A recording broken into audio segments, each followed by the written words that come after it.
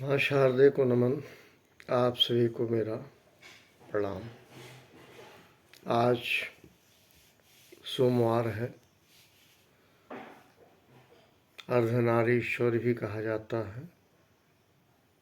भोलेनाथ का विशेष पूजा प्रत्येक सोमवार को। भोलेनाथ सबका कल्याण करें। मेरे अपने अनुभव के आधार पे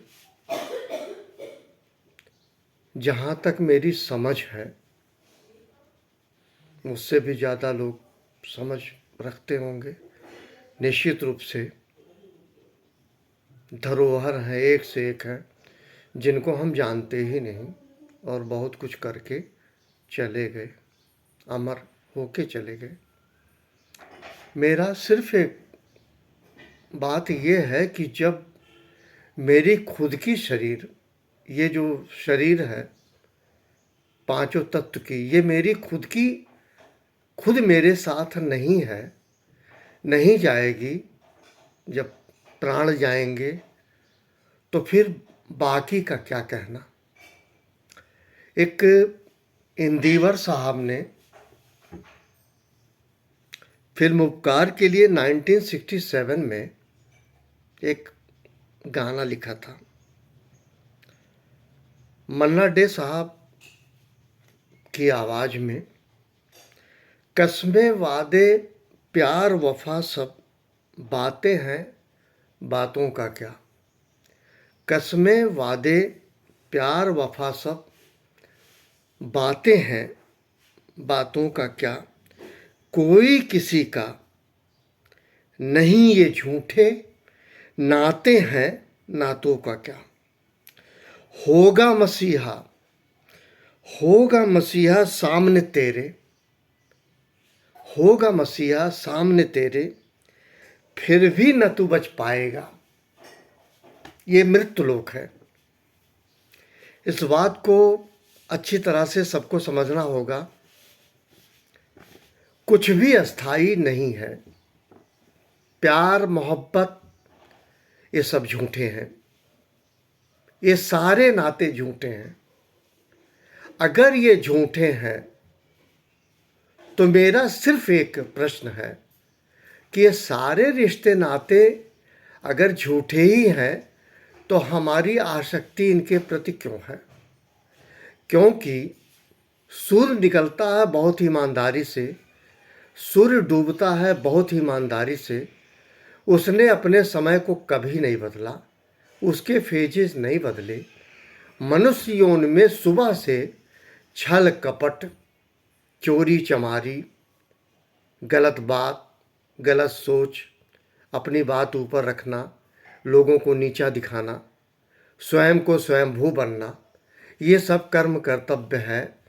इसी पे मैं सिर्फ एक बात कहूँगा, अगर रिश्ते बोझ बनने लगे, अगर रिश्ते नाते बोझ बनने लगे, जैसा कि कहा गया है ये रिश्ते नाते सब झूठे हैं, इन नातों का क्या। ये नाते नहीं है, ये सब एक फेजेज हैं, बदलते जाते हैं। नया लड़का लड़की नर नारी, प्यार मोहब्बत हुआ, शादी हुई, संतान हुई, बुजुर्ग हुआ। मैंने पहले भी कहा है, जो लोग नौकरी से ख़त्म हो जाते हैं, रिटायर हो जाते हैं, वो फ्यूज बल्ब की तरह होती है, उनकी कीमत नहीं होती। जब आप बाज़ार में जाते हैं, बल्ब खरीदते हैं तो कहते हैं कितने वाट का है, फिर वो प्लग में चेक करता है कि ये बल्ब जल रहा है या नहीं जल रहा। मैं सिर्फ ये कह रहा हूँ, जो लोग रिटायर हो चुके हैं वो फ्यूज बल्ब की तरह हैं। उनको ना कोई खरीदेगा और ना कोई एक्सेप्ट करेगा, ना कोई बेचेगा। मुझे परसों नरसों एक ने बहुत बढ़िया बात कही कि मैं अपनी बात को इसलिए नहीं रख सकता, चाहे जितना मैं कमाया हूँ। वर्तमान में चूँकि मेरा सोर्स ऑफ इनकम नहीं है, it has already been stopped due to this, मैं कोई बात नहीं कहूँगा, क्योंकि सारी दुनिया क्वांटिटेटिव मेजरमेंट करती है, संख्यात्मक मापन होता है, क्वालिटेटिव मेजरमेंट नहीं होता। Remember it, but every individual must know that people are more important than things. दुनिया में वस्तु जीरो है, सब नाशवान, सब बेकार है। अगर आप व्यक्ति का सम्मान आप क्या करेंगे जब आप स्वयं का भी सम्मान नहीं करते? आपको कोई एक ऑफर करता है, चलिए एक कप चाय पिलाएं, चल देते हैं। आपको कोई कहता है चलिए आपको रबड़ी खिलाएं, चल देते हैं। जब आपका स्वयं का सम्मान नहीं, स्वाभिमान नहीं है, तो आप क्या दूसरे का सम्मान करेंगे? जिस व्यक्ति का खुद का सम्मान नहीं है, वो दूसरे का सम्मान क्या करेगा? मैं सिर्फ ये बात कह रहा हूं, मैं कहीं पीड़ा में नहीं हूं, व्यथित नहीं हूं। मैं अपनी बात को उन लोगों के बीच रख रहा हूं जो सेवानिवृत्त हो चुके हैं, रिटायर हो चुके हैं। वो केवल जिंदगी से नहीं रिटायर हैं, बाकी सब चीज से रिटायर हो चुके हैं। और उनका मान सम्मान सबसे पहले घर में घटता है, बाहर घटता है। जिनको कोई जानकारी नहीं है, उसके बावजूद कहेंगे वो बेकार है, वो निष्क्रिय है।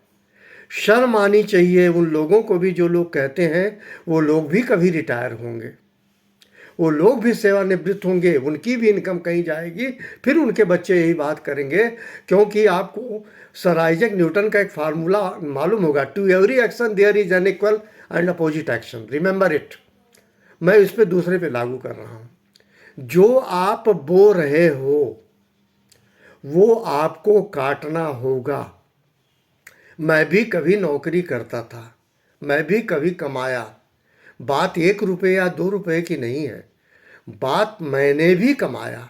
मैं व्यक्तिगत रूप से इस बात को कहता हूं, मैंने भी कमाया। और मैंने कभी किसी की चाय नहीं पी, पिलाया, लेकिन मैंने किसी का लिया नहीं, दिया। मैंने कभी पाने की कोशिश नहीं करी।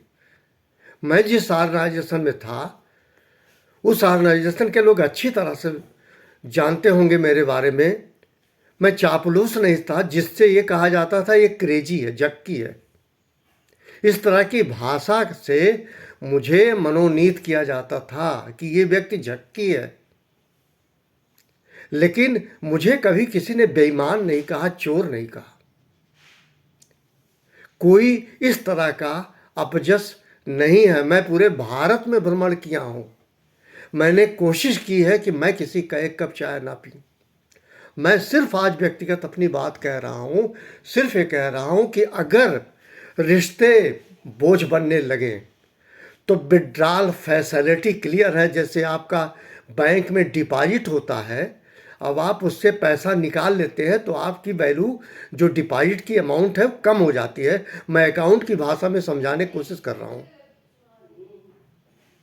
आपका जो क्रेडिट डिपॉजिट था, जितना भी बैंक बैलेंस था, आपके रिटायरमेंट के बाद आप ये समझ लीजिए कि आप सारे क्रेडिट को डेबिट कर चुके हैं। और आपको मालूम होगा, debit the receiver, credit the giver, debit what comes in, credit what goes out. ये बात क्वालिटेटिव तरीके से जरा सोचिएगा कि आफ्टर रिटायरमेंट आपका जितना क्रेडिट बैलेंस था, वो total credit balance has already been debited and now the balance of account is zero, ZERO।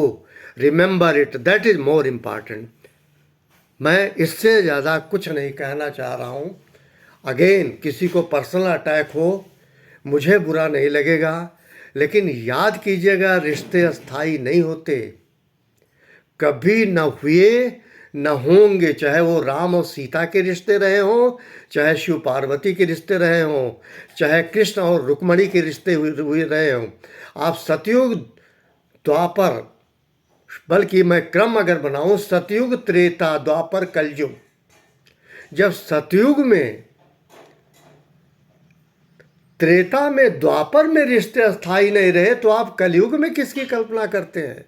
रिश्ते कभी नहीं अस्थाई होते प्यारे। और याद करना, मनुष्य पैदाइशी मतलबी है, बहुत मतलबी है, बगैर मतलब के हंसता भी नहीं, बहुत मतलबी है। ये पूरी दुनिया मतलबी है, सेल्फ सेंटर्ड है, रिमेंबर इट। कोई मैं अकेले नहीं हूँ। लोग गलत फहमी में हैं, कंफ्यूज हैं, बहुत बुरी तरीके से कंफ्यूज हैं। आने आने वाले समय में अगर इन बातों को नहीं सोचेंगे अपने माइंड में तो बहुत तकलीफ उठाएंगे। Thank you very much. आप सभी को मेरा प्रणाम।